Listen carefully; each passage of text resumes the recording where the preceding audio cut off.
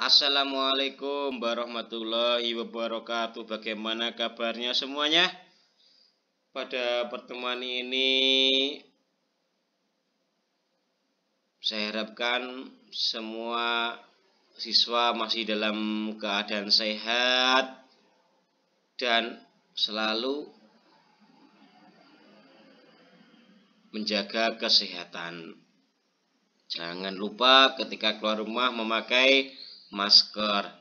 Mari kita buka dengan doa bersama-sama dalam memulai pelajaran ekonomi bisnis agar pelajaran ekonomi bisnis ini berjalan lancar dan membawa barokah.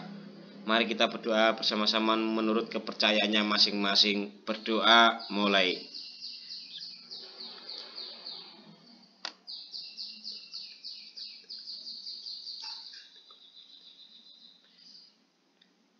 Kita melanjutkan materi minggu yang lalu, yaitu penerapan sistem ekonomi yang tepat. Ya. Untuk mengatasi masalah ekonomi diperlukan pemilihan sistem ekonomi yang tepat untuk diterapkan. Nah, sistem ekonomi adalah perpaduan dari berbagai subsistem. Ya, sistem ekonomi adalah perpaduan dari berbagai subsistem yang membentuk sistem itu sendiri. Jadi, sistem ekonomi adalah perpaduan dari aturan-aturan atau cara-cara yang merupakan satu kesatuan serta digunakan untuk mengatasi masalah ekonomi dan mencapai tujuan dalam kegiatan perekonomian. Jadi setiap sistem ekonomi berbeda-beda di berbagai negara. Secara umum dapat dikatakan bahwa negara yang menganut sistem liberal, ya, sekali lagi, sistem umum dapat dikatakan bahwa negara yang menganut sistem liberal cenderung menganut sistem ekonomi pasar. Sementara itu negara-negara sosialis cenderung menerapkan sistem ekonomi komando atau terpusat. Selain itu juga ada sistem ekonomi tradisional dan sistem ekonomi campuran. Oleh sebab itu mari kita pelajari bersama-sama apa sistem ekonomi tradisional, sistem ekonomi komando, sistem ekonomi campuran.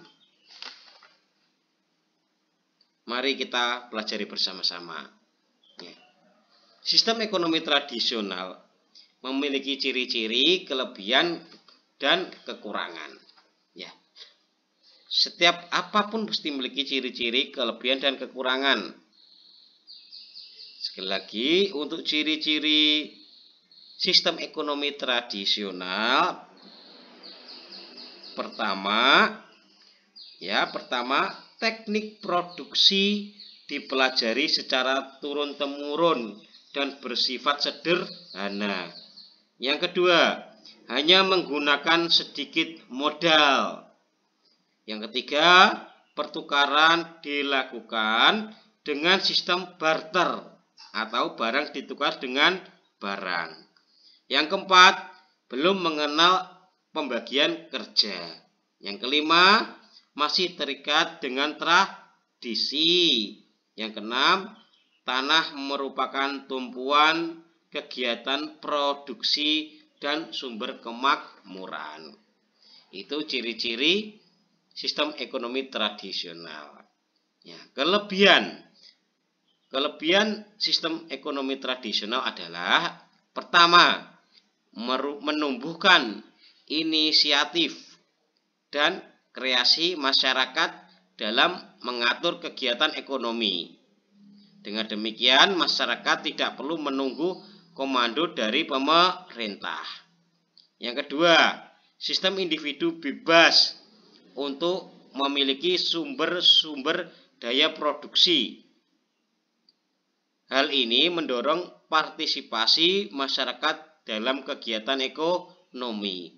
Yang ketiga, timbul persaingan untuk maju karena kegiatan ekonomi sepenuhnya diserahkan kepada masyarakat. Yang keempat, menghasilkan barang-barang bermutu tinggi karena barang-barang yang kurang bermutu tidak akan laku di pasar. Yang kelima, mendorong hubungan kerja sama dan kerukunan sehingga terdapat keselarasan antar individu. Yang keenam, barang dihasilkan untuk kelangsungan hidup masyarakat sehingga mengurangi pemborosan. Yang ketujuh, adat istiadat dan tradisi relatif terjaga. Yang kedelapan, alam relatif terjaga karena masyarakat cenderung menjaga kelestarian lingkungan di sekitar. Itu kelebihan dalam sistem ekonomi tradisional. Yang yaitu selanjutnya kekurangan sistem ekonomi tradisional. Kekurangan sistem ekonomi tradisional yaitu pertama, lebih rentan karena bergantung pada kondisi alam. Yang kedua, standar hidup masyarakat cenderung rendah. Itu standar hidup masyarakat cenderung rendah.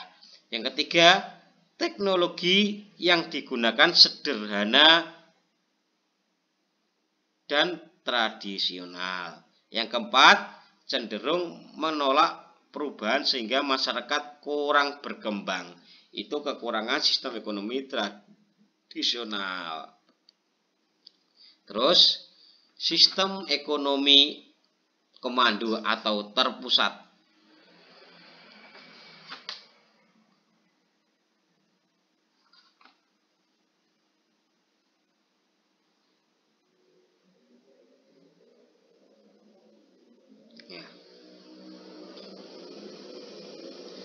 Pada sistem komando atau sistem ekonomi terpusat, atau disebut juga ada yang menyebutkan sistem ekonomi perencanaan, yaitu lebih terencana karena sekali lagi, pada sistem ekonomi komando atau sistem ekonomi terpusat atau perencanaan, peran pemerintah sangat dominan, sedangkan peran masyarakat atau pihak swasta sangat kecil. Contoh negara yang dapat dikatakan mendekati sistem ekonomi komando adalah Korea Utara, Kuba, Korea Utara dan Kuba. Ciri-ciri sistem ekonomi komando adalah sebagai berikut. Ciri-cirinya sebagai berikut. Pertama, semua alat dan sumber daya produksi dimiliki dan dikuasai oleh negara sehingga hak milik perseorangan atau perorangan hampir tidak diakui. Yang kedua, pekerjaan yang tersedia dan siapa yang akan bekerja ditentukan oleh pemerintah. Rakyat tidak memiliki kebebasan untuk memilih pekerjaan. Yang ketiga, kebijaksanaan ekonomi diatur oleh pemerintah. Pemerintah membuat rencana pembangunan nasional. Segala keputusan dalam perekonomian berada di tangan pemerintah. Dengan demikian, perencanaan, pengorganisasian, dan pengawasan seluruh turut dilaksanakan oleh pemerintah. Terus kekuatan, sistem ekonomi komando terpusat memiliki kekuatan. Tadi kelebihan, kali ini kekuatan. Kalau tradisional kelebihan, kalau komando kekuatan. Kekuatan sistem ekonomi komando adalah sebagai berikut. Pemerintah lebih mudah mengendalikan inflasi, pengangguran, atau berbagai masalah ekonomi lainnya. Yang kedua, pemerintah menentukan kegiatan produksi sesuai dengan perencanaan sehingga pasar dalam negeri berjalan lancar. Yang ketiga, relatif mudah melakukan distribusi pendapatan. Yang keempat, jarang terjadi krisis ekonomi karena kegiatan ekonomi direncanakan oleh pemerintah.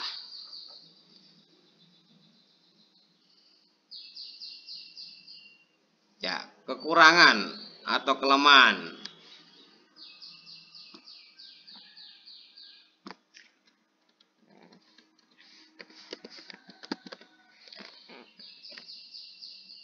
Kelemahan dari sistem ekonomi komando adalah pertama, mematikan inisiatif individu untuk maju karena segala kegiatan ekonomi diatur secara terpusat.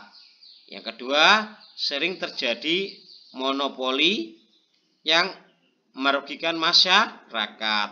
Yang ketiga, masyarakat tidak memiliki kebebasan untuk memiliki sumber daya. Itu tadi dari kelemahan sistem ekonomi komando atau terpusat. Nah, sekarang sistem ekonomi pasar. Sistem ekonomi pasar merupakan kebalikan ya. Sistem ekonomi pasar merupakan kebalikan dari sistem ekonomi komando. Pada sistem ekonomi pasar, kegiatan ekonomi dilakukan oleh pihak swasta.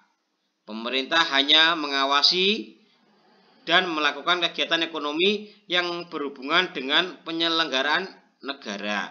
Contoh, negara sistem ekonominya mendekati sistem ekonomi pasar adalah Amerika Serikat, Inggris, Prancis, dan Jerman. Ciri-ciri sistem ekonomi pasar adalah sebagai berikut. Pertama, semua sumber daya produksi menjadi milik masyarakat. Masyarakat diberi kebebasan tanpa batas untuk memiliki sumber daya produksi. Yang kedua, pemerintah tidak ikut campur tangan secara langsung dalam kegiatan ekonomi. Ketiga, masyarakat terbagi atas dua golongan, yaitu golongan pemberi kerja atau pemilik sumber daya produksi dan golongan pekerja. Yang keempat, timbul persaingan dalam masyarakat. Hal itu sebagai konsekuensi adanya kebebasan memiliki sumber-sumber daya produksi sehingga terjadi persaingan dalam mengejar keuntungan. Yang kelima, sistem kegiatan ekonomi didasarkan atas motif keuntungan. Yang keenam, kegiatan ekonomi selalu mempertimbangkan keadaan pasar. Pasar merupakan dasar setiap tindakan ekonomi. Contohnya, barang yang dibutuhkan masyarakat dan cara memproduksi barang yang bermutu tinggi didasarkan pada aktivitas di pasar. Kekuatan sistem ekonomi pasar adalah sebagai berikut. 1.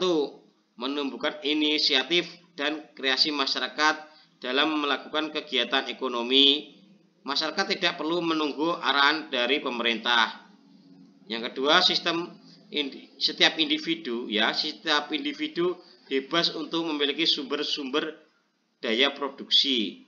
Hal ini mendorong partisipasi masyarakat untuk melakukan kegiatan ekonomi. Yang ketiga, timbul persaingan untuk maju karena kegiatan ekonominya sepenuhnya diserahkan kepada inisiatif masyarakat. Yang keempat, menghasilkan barang-barang bermutu tinggi karena barang yang kurang bermutu tidak akan terjual di pasar. Yang kelima, efisiensi dan efektivitas tinggi karena setiap tindakan ekonomi didasarkan atas motif mencari keuntungan. Ya.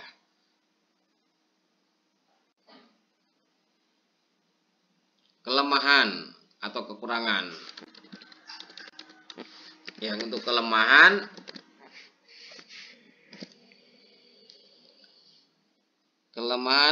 sistem ekonomi pasar, pertama, sulit untuk melakukan pemerataan pendapatan karena persaingan yang tinggi. Sebagai besar, pendapatan jatuh ke pemilik modal atau majikan. Golongan pekerja hanya menerima sebagian kecil pendapatan. Yang kedua, pemilik sumber daya produksi mengeksploitasi golongan pekerja, sehingga yang kaya semakin bertambah kaya, sementara yang miskin cenderung tetap menjadi miskin. Yang ketiga, sering terjadi monopoli yang merugikan masyarakat. Hal ini merupakan konsekuensi dari penumpukan modal di tangan golongan tertentu yang mengakibatkan terjadinya monopoli secara alamiah. Yang keempat, sering terjadi gejolak dalam perekonomian karena kesalahan alokasi sumber daya produksi oleh masyarakat. Yang terus, sistem ekonomi campuran.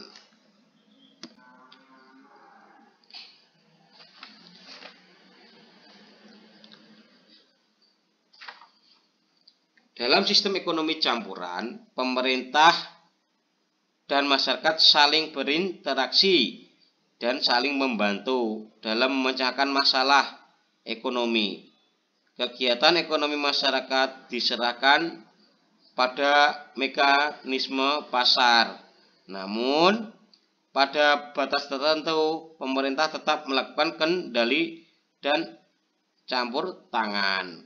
Tujuan pemerintah dalam melakukan campur tangan adalah agar perekonomian tidak lepas kendali dan tidak hanya menguntungkan pemilik modal besar.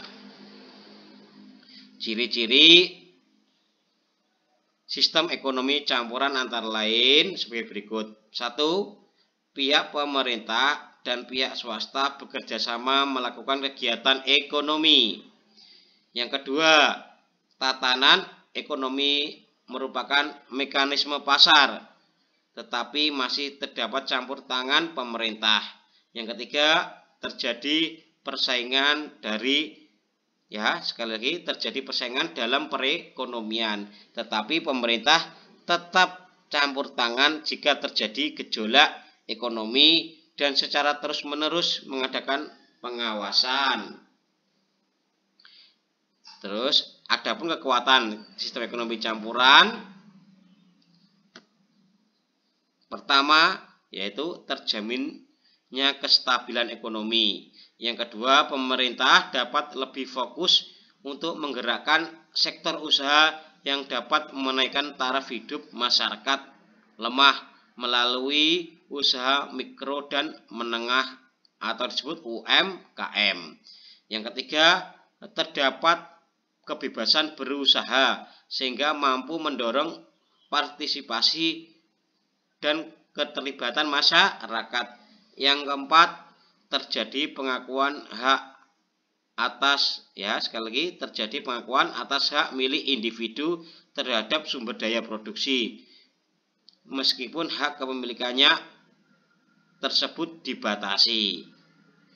Itu tadi kekuatan sistem ekonomi campuran. Terus, keburukan sistem ekonomi campuran adalah sebagai berikut. Pertama, terdapat kesulitan untuk menentukan batas kegiatan ekonomi yang seharusnya dilakukan oleh pemerintah ataupun swasta. Yang kedua, terdapat kesulitan untuk menentukan batas sumber produksi yang terdapat dikuasai oleh pemerintah ataupun swasta.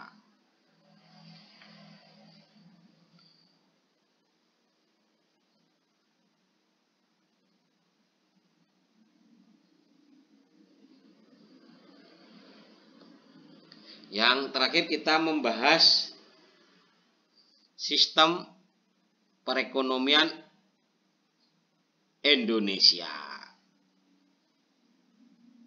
Nah, Sistem perekonomian Indonesia, pembahasan dalam sistem perekonomian Indonesia ini terbagi atas dua ya. Terbagi atas dua bagian ya. Pertama, karakteristik perekonomian Indonesia menurut Undang-Undang 1945 pasal 33.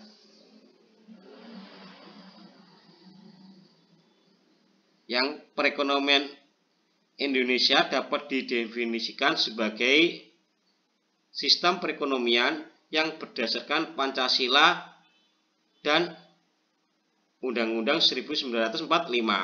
Pasal 33 dari Undang-Undang 1945 merupakan pasal yang berhubungan dengan sistem ekonomi Indonesia. Hal ini tidak lepas dari pidato Wakil Presiden RI Bung Hatta pada Konferensi Ekonomi di Yogyakarta tanggal 3 Februari 1946. Ia menegaskan bahwa dasar sistem perekonomian Indonesia adalah pasal 33 Undang-Undang 1945.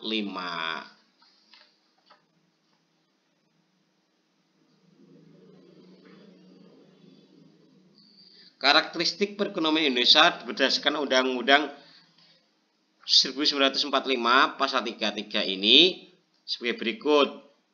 Perekonomian disusun sebagai usaha bersama berdasarkan atas kekeluargaan. Sekali lagi, perekonomian disusun sebagai usaha bersama berdasarkan atas asas kekeluargaan. Yang kedua, cabang-cabang produksi penting bagi negara dan yang menguasai hajat hidup banyak, orang banyak, dikuasai oleh negara. Yaitu yang kedua, cabang-cabang produksi yang penting bagi negara dan yang menguasai hajat hidup orang banyak dikuasai oleh negara. Yang ketiga, bumi dan air dan kekayaan alam yang terkandung di dalamnya dikuasai oleh negara dan dipergunakan untuk sebesar-besarnya kemakmuran rakyat.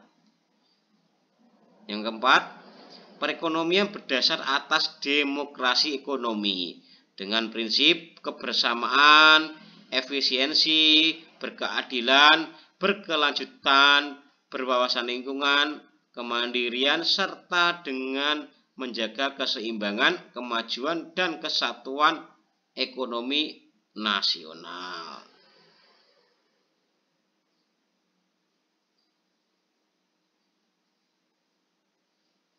Ya. Menurut Subandi ya, ini sebenarnya masih masuk karakter ya. Ekonomi Indonesia kan ini menurut Subandi, sistem ekonomi berdasarkan Pancasila.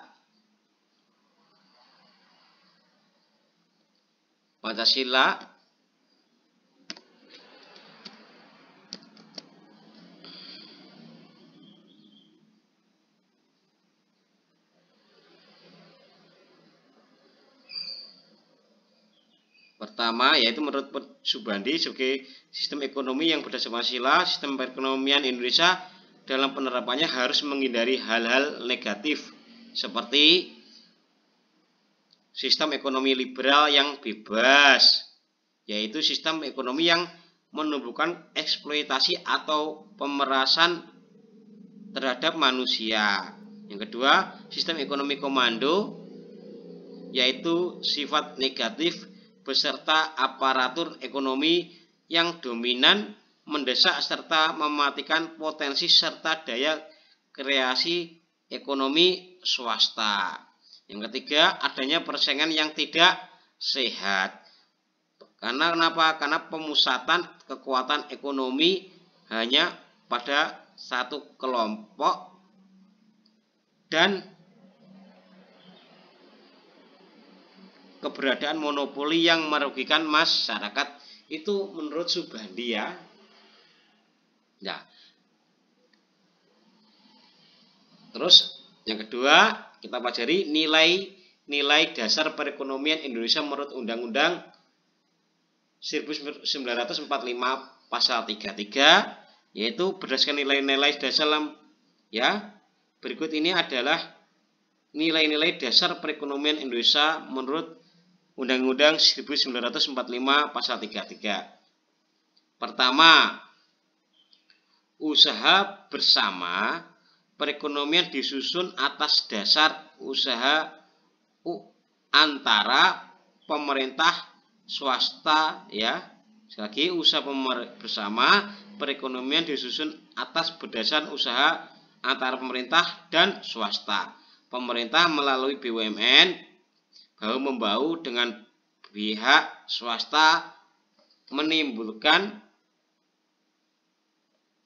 untuk membangun perekonomian. Sekali lagi, usaha bersama perekonomian disusun atas dasar usaha antara pemerintah dan swasta. Pemerintah melalui BUMN, Badan Usaha Milik Negara, bahu-membahu dengan pihak swasta membangun perekonomian.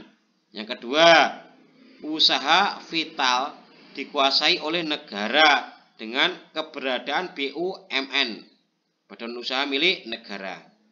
Perusahaan tambang, perusahaan air minuman, ataupun kereta api ditangani oleh negara. Yang ketiga, keputusan tentang APBN harus berdasarkan atas hak dan berkedaulatan rakyat yang diwakili oleh anggota DPR. Yang keempat, tiap warga negara berhak atas pekerjaan dan penghasilan. Yang kelima, perekonomian nasional diselenggarakan berdasarkan demokrasi ekonomi dengan prinsip kebersamaan, efisiensi, berkeadilan, berkelanjutan, berwawasan lingkungan, kemandirian, serta dengan menjaga keseimbangan. Terima kasih. Hari ini materinya itu sampai sistem ekonomi Indonesia. Setelah ini materi ini dicatat hal-hal yang penting di buku tulis, terus difoto dikirimkan ke Google Classroom. Dari materi hari ini dicatat yang penting-penting, dikirimkan ke Google Classroom, dan untuk minggu depan kita ulangan harian. Jadi minggu depan kita ulangan harian. Terima kasih. Bila ada penjelasan saya kurang jelas, ya, kita bahas di grup WA Group. Terima kasih. Kalau ada pertanyaan silakan ya di WA Group. Kalau malu bisa japri saya. Terima kasih. Wassalamualaikum warahmatullahi wabarakatuh.